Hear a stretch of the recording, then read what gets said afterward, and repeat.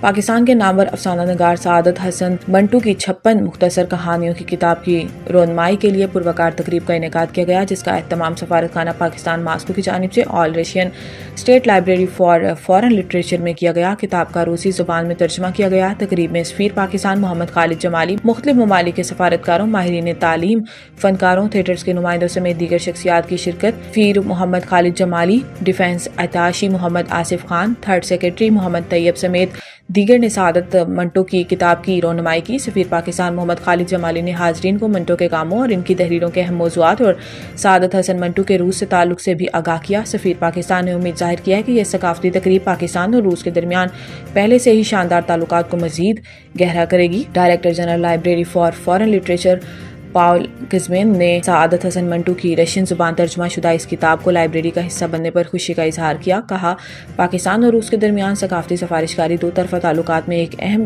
مقام رکھتی ہے۔ اس کی بنیاد انسانی روابط، اعتماد اور باہمی احترام ہے۔ تقریب میں روسی انسٹی ٹیوٹ آف تھیٹر آرٹس ماسکو کے طلباء نے منٹو کی 2 کہانیوں پیرون اور خالد میاں کی تھیٹر ریڈنگ پیش کی، جسے حاضرین نے بے حد پسند کیا۔ تقریب میں ماسکو کی گینیسن میوزک اکیڈمی کے پروفیسر اینڈری ڈوبوف نے پیانو پر موسیقی کی خوبصورت پرفارمنس پیش کر کے تقریب کو 4 چاند لگا دیے۔